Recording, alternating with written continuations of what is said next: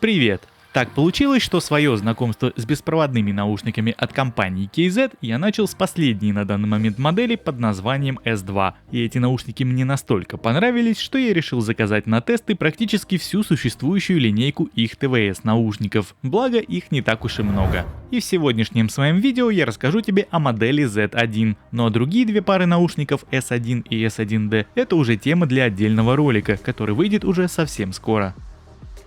Итак, поставляются KZ Z1 в белой прямоугольной коробке из плотного толстого картона, внутри которой тебя встречает зарядный кейс с уложенными в него наушниками, кабель для зарядки micro-USB и комплект сменных амбушюр. Скажу сразу, что амбушюры из коробки мне вообще не зашли, благо есть много сторонних, из которых я и выбрал подходящие для себя. Первое, что тут же бросается в глаза, это огромный зарядный кредл. Его габаритные размеры по длине и ширине одинаковые и составляют 62 мм при толщине в 32. Нехилый такой бокс получается, согласись. И это при том, что в нем установлен аккум всего на 400 мАч. Как ты, наверное, уже успел заметить, я купил наушники в таком зеленом изумрудном цвете, помимо которого был еще доступен черный. Кейс как внутри, так и снаружи полностью матовый и открывается по типу пудреницы. И вот если в Mi Air 2 SE такое решение смотрится очень аккуратно и, как ни странно, компактно, то в случае с KZ это такой брутальный пузан. Петля здесь пластиковая и не имеет доводчика, никаких кнопок активации как внутри, так и снаружи кейса нет. Между посадочными местами наушников расположен единственный светодиодный индикатор состояния, который горит зеленым свечением, когда кейс заряжен полностью и меняет свой цвет на желтый в момент, когда встроенный аккумулятор необходимо зарядить. А вот гнездо для зарядки почему-то расположили не под петлей, а в правом боковом торце. Перфекционисты, скорее всего, будут не очень довольны. В отличие от кейса, наушники выполнены полностью из глянцевого пластика и с внутренней стороны имеют форму, приближенную к анатомической форме уха. Звуководы выполнены из металла и прикрыты металлической сеткой. Несмотря на свой внушительный по размерам вид, в моих ушах сидят они прекрасно. Сенсорная область для управления функциями мультимедиа никак не выделена, но на касание наушники реагируют корректно.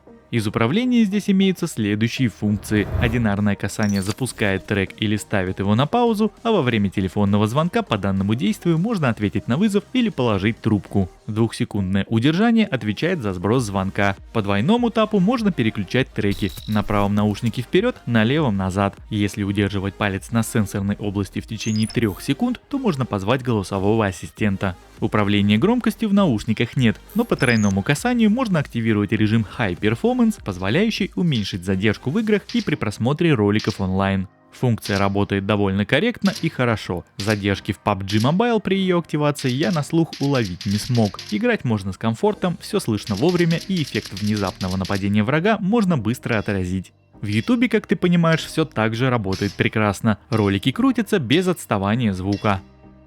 В каждом наушнике установлен аккумулятор на 30 мАч, и вот на 100% громкости они отыграли у меня 1 час и 50 минут. Причем уже на уровне в 20% женский голос в наушниках сообщает тебе на английском языке, что батарея разряжена. Но не стоит делать поспешных выводов о крохотной автономности. На самом деле все не так плохо, как кажется. Дело все в том, что на максимальной громкости наушники шарашат безумно громко. Даже я, любитель навалить волюме на полную, не смог слушать музыку на максималках. Мой предельный уровень в этих наушниках это 70%, а у многих, я уверен, он будет и того меньше. И вот при таком раскладе мы получаем уже более интересный результат в 2 часа и 32 минуты. Ну а если взять средний уровень звука в 50%, то думаю все 3 часа эти наушники точно смогут отыграть.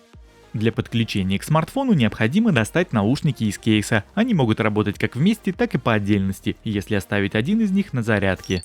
Интерфейс работы Bluetooth версии 5.0. На борту трудится 2 аудиокодека AEC и SBC. В каждом наушнике установлено по одному 10-мм динамическому излучателю, и вот что касается непосредственно звука, то мне он определенно понравился. Наушники звучат очень драйвово. Здесь отличная басовая составляющая, добротные средние частоты и звонкие в хорошем понимании верхушки. Вообще, если сделать некое сравнение, то звук в Z1 отличается от модели S2, но не так сильно, как я предполагал изначально. Напомню, что S2 наушники гибридные, и там стоит по 2 драйвера в каждом, один динамический и один арматурный. Разница, конечно же, есть, но она мало уловима на слух. S2 звучат более детальнее и ровнее, а в Z1 бас больше преобладает над средними, оттого создается такой небольшой эффект сабвуфера в голове. Это ни в коем случае не плохо, а для кого-то, наверное, даже будет очень хорошо. Просто я предпочитаю более ровное звучание, и S2 в этом плане мне больше близки.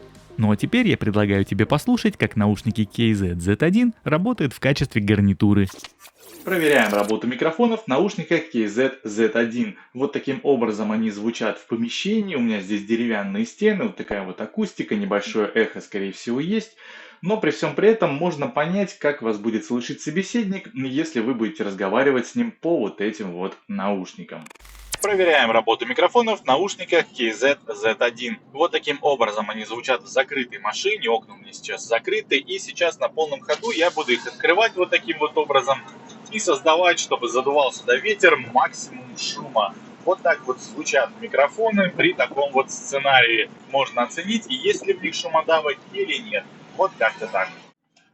Итак, это второй тест с печкой. Окошки я закрыл. Собственно, сейчас буду прибавлять по одному делению, тем самым создавать по чуть-чуть шума. Вот сейчас уже у меня на троечке.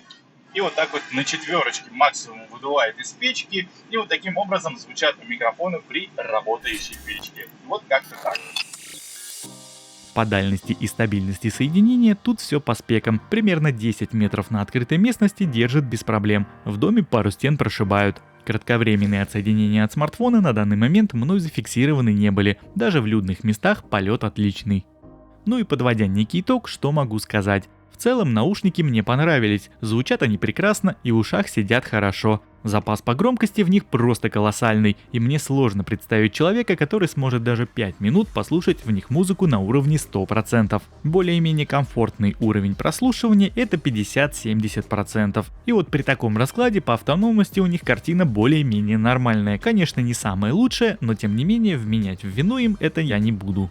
Из минусов отмечу лишь громоздкий кейс и не очень хорошие комплектные амбушюры. Все остальное уже сугубо индивидуально и на твое усмотрение. В принципе, если слушаешь музыку громко, то вполне возможно их рассмотреть к покупке. Звук равнодушным тебя точно не оставит. Но лично я в этой паре свое предпочтение отдам модели S2. Мне она как-то ближе. Ну а на сегодня у меня все. Спасибо тебе за просмотр и до встречи в следующих видео. Пока-пока.